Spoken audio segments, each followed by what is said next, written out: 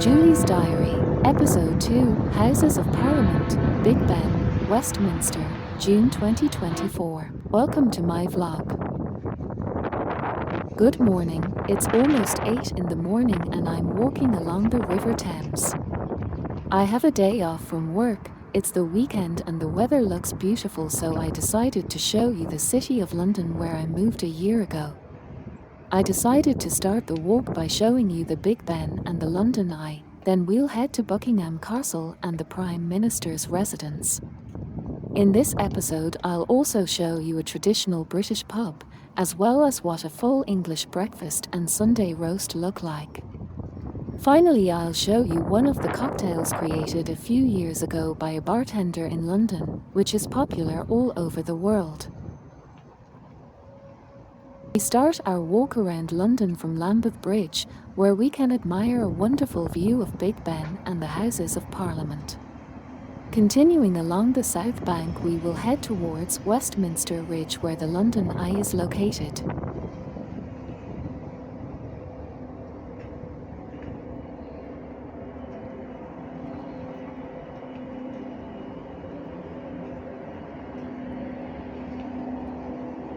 Today I decided to start with one of the most interesting and unique monuments, Big Ben, which stands at the northern end of the Palace of Westminster in London. On the way we will see the London Eye and at 11 AM change of the Royal Horse Guards.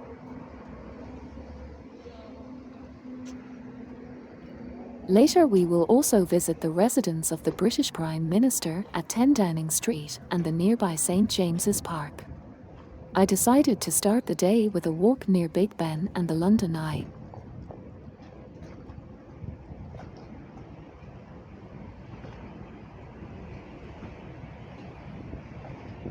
Big Ben is a British cultural icon. It is one of the most prominent symbols of the United Kingdom and parliamentary democracy. The tower was designed by Augustus Pugin in a perpendicular Gothic revival style and was completed in 1859. It is elaborately decorated with stone carvings and features symbols related to the four nations of the United Kingdom and the Anglo-Welsh Tudor dynasty.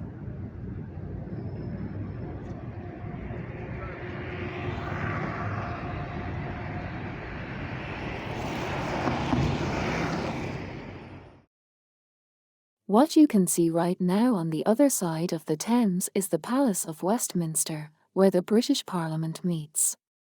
It is commonly called the House of Parliament, after the House of Commons and the House of Lords. The tower stands 316 feet, 96 metres, tall, and the climb from ground level to the belfry is 334 steps.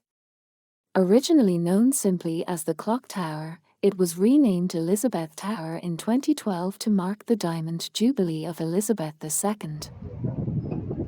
The London Eye, or the Millennium Wheel, is a cantilevered observation wheel on the south bank of the River Thames in London. The structure is 135 metres, 443 feet tall. When it opened to the public in 2000, it was the world's tallest Ferris wheel. It is Europe's tallest cantilevered observation wheel and the most popular paid tourist attraction in the United Kingdom, with over 3 million visitors annually. It has been featured numerous times in popular culture. Now I will take you to a traditional British pub, where I will show you one of the traditional British breakfasts. I can tell you right away that we have many varieties of breakfasts, not just one, as half the world thinks.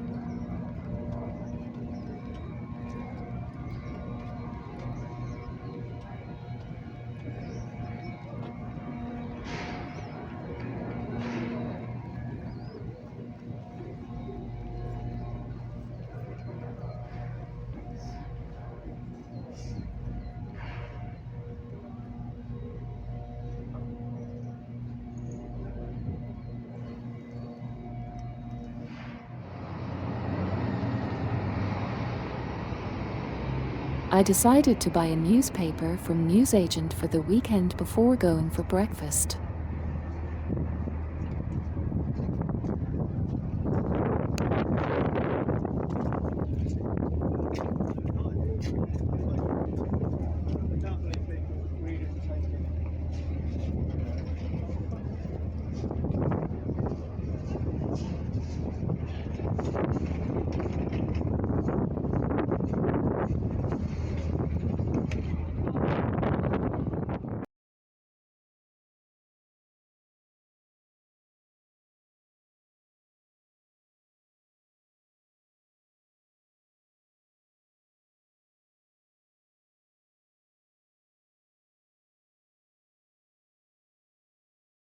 While waiting for breakfast, I drink a latte and read the newspaper. Today I wanted to show you breakfast number 1 of the 7 British breakfasts I have selected for you. A full English breakfast, which is what I am ordering today, is a hearty morning meal popular in the UK and Ireland. It usually includes toast, hashed browns, sausages, back bacon. Unlike regular bacon, the back bacon has some loin and is smoked. Eggs, sunny-side-up eggs are the norm.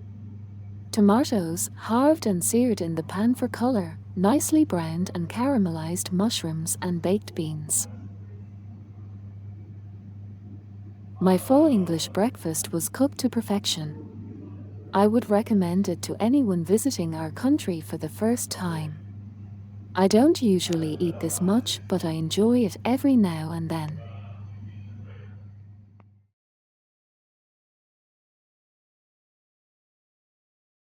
Now I'm entering St. James's Park, and at the entrance I met 2 mounted police officers who regularly patrol the parks and can also control crowds during public events.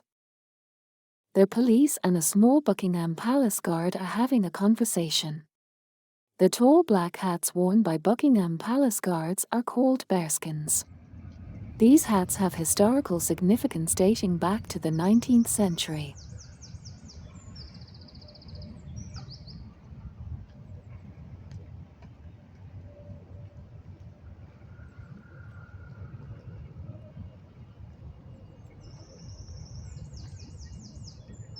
I managed to get past the guards, and there is a beautiful view of the park in front of me. You can see daffodils here, which are the national symbol of Wales. You can also hear birds singing. They may be robins, easily recognized by their red belly. Robins are common in the park and have a sweet funny voice, or birds called blue tits. These colorful birds are often seen flitting about and have a distinctive, high-pitched call.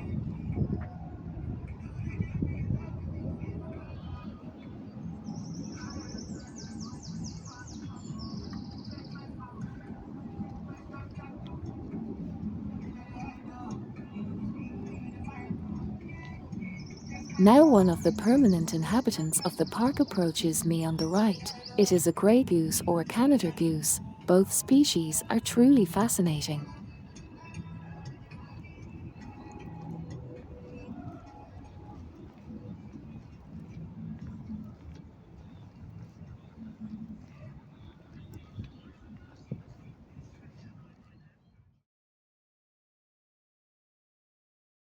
Now on the left I see a grey squirrel climbing a tree.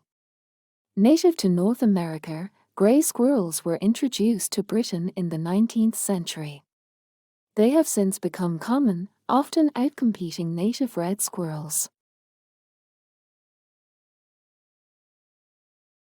They are a popular attraction in St. James's Park, and many people enjoy watching them and feeding them peanuts or hazelnuts. Now, after crossing the lake in the park, I head towards Buckingham Palace. Straight ahead you can see the palace, located above the park. Buckingham Palace has served as the official London residence of the UK sovereign since 1837 and today is the administrative headquarters of the monarch. The current monarch of the United Kingdom is King Charles III.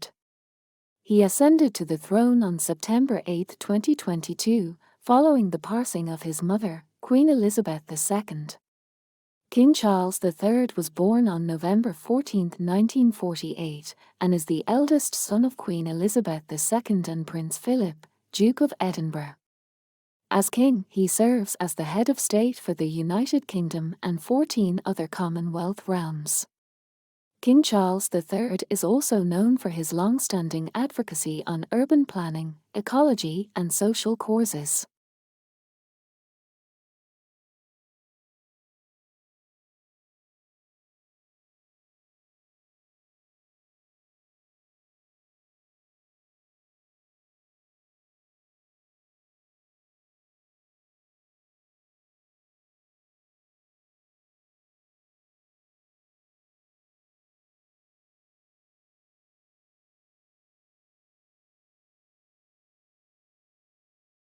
Here you can see a map of St. James's Park with a lake in the middle inhabited by swans and pink pelicans.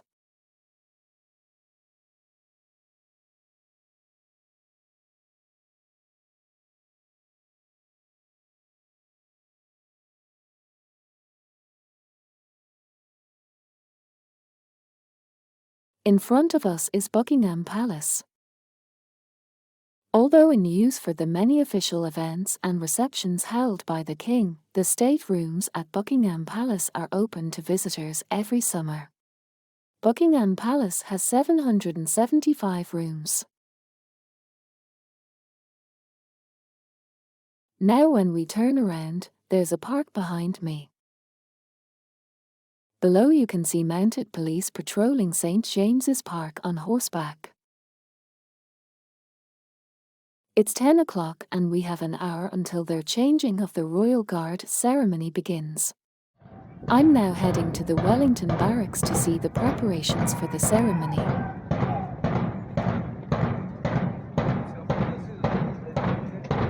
These are military barracks housing the Foot Guard battalions performing public duties in the area. The building is approximately 300 yards from Buckingham Palace, so in an emergency the Guard can reach the palace very quickly.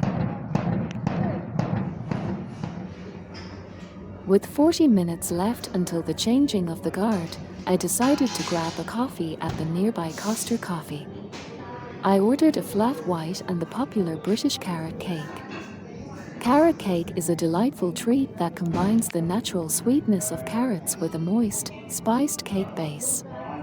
Traditionally made with grated carrots, which add both flavor and texture, this cake often includes walnuts for an extra crunch, and a variety of warm spices such as cinnamon, nutmeg, and cloves. The crowning glory of a classic carrot cake is its rich, cream cheese frosting, which perfectly balances the sweetness of the cake. The one served at Costa Coffee is one of the best I've had. It's moist, has a good frosting, and my favorite walnuts.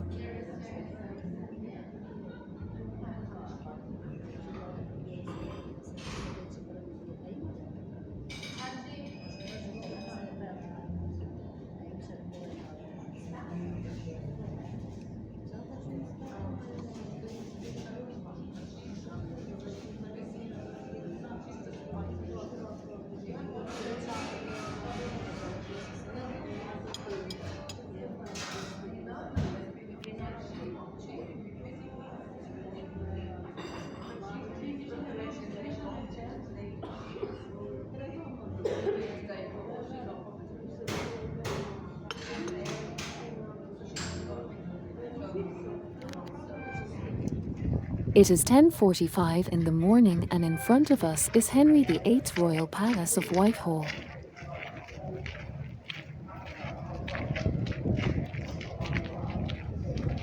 The Horse Guards parade ground was originally a palace courtyard in the time of Henry VIII and was used for tournaments.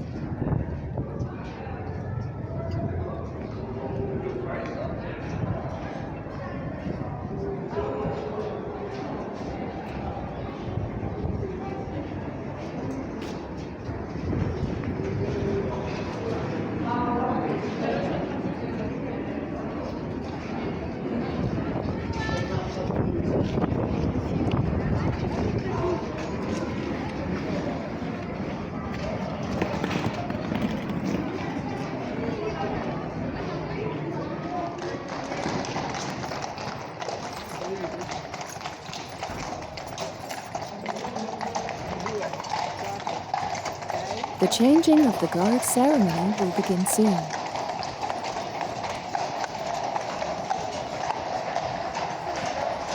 The old guard forms up on the north side of the enclosure. When the new guard arrives, the trumpeters of both the old and new guard sound a royal salute.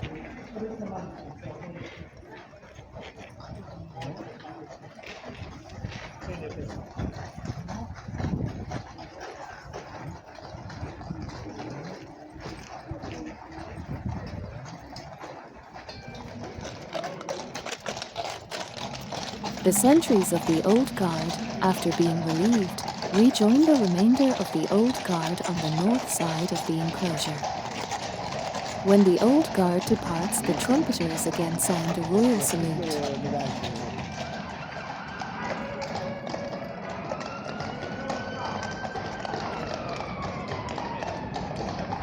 The new guard then ride through the arch where they will dismount and the horses led to their stables.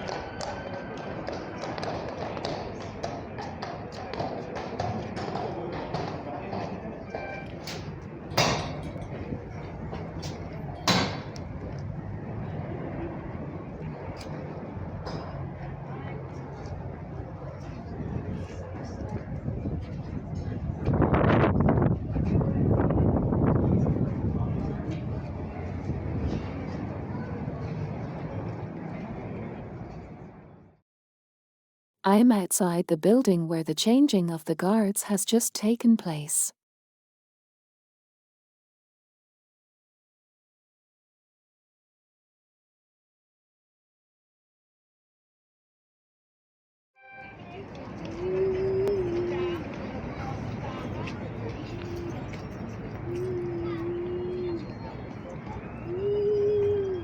The changing of the King's Life Guard takes place at Horse Guards Parade. This ceremonial event occurs daily at 11 a.m.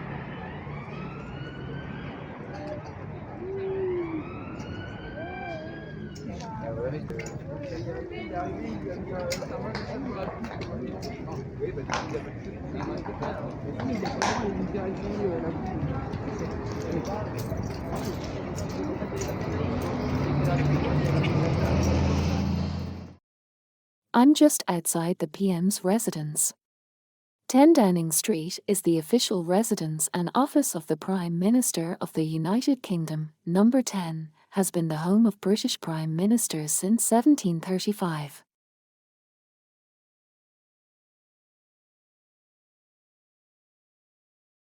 Margaret Thatcher was our first female Prime Minister. She was also the longest-serving British Prime Minister of the 20th century.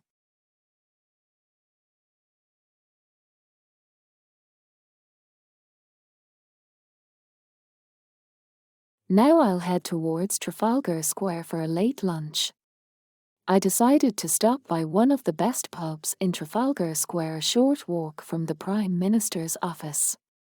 The Admiralty is part of the Fuller's Pub Group operating since 1845.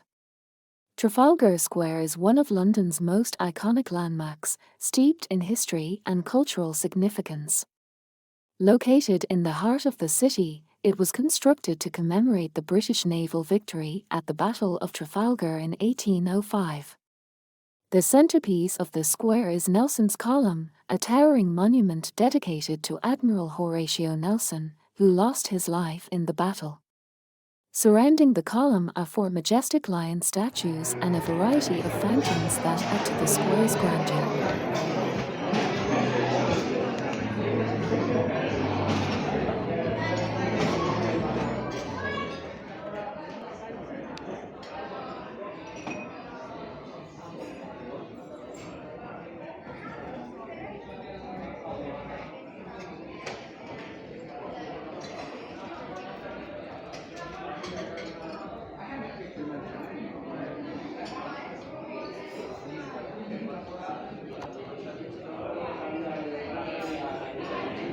The Admiralty Pub is a wonderful combination of old-world charm and modern atmosphere. Their pub offers a wide selection of drinks, including Fuller's favourites such as London Pride and ESB, as well as craft lagers such as Frontier. Fuller's Extra Special Bitter was the British beer champion in 1978, 1981 and 1985. In addition, ESB won the World Champion Beer Award twice, earning it the nickname the Champion Ale. Today I decided to show you what a traditional British Sunday roast looks like. A British Sunday roast is a traditional meal that has been a beloved staple in British culture for centuries. Typically served on Sunday afternoons, this hearty feast usually includes roasted meat, such as beef, lamb, pork, or chicken, accompanied by a variety of side dishes. Yorkshire puddings, crispy roast potatoes, and a selection of vegetables like carrots, peas, and Brussels sprouts are common accompaniments. The meal is often complemented with rich gravy made from the meat's juices and sometimes a horseradish or mint sauce, depending on the choice of meat. I decided to order the roast beef when I found out it was Oaton's beef, known for its high quality and exceptional flavour. Oaton's has a 750-year family history in butchery, which contributes to their expertise in selecting and preparing the best cuts of beef. I ordered the sirloin of Oaton for just £24.95. I received 3 pieces of juicy, medium rare beef with a unique roast flavour, as well as a generous selection of vegetables including young carrots, young cabbage and cauliflower. The golden roast potatoes were fluffy on the inside and crispy on the outside. There was also a delicious and wonderfully puffed up Yorkshire pudding. To drink I ordered London Pride, a traditional English ale known for its rich, multi-flavour profile, with notes of caramel sweetness and dried fruit. The flavour is well-rounded with notes of toffee and a touch of fruitiness. It has a balanced bitterness complemented by a smooth, slightly sweet finish. It is worth mentioning that London Pride was named Supreme Champion in the 2000 International Beer and Cider Competition. My Sunday roast was a truly delightful culinary experience, and I would recommend it to anyone who fancies a traditional Sunday roast.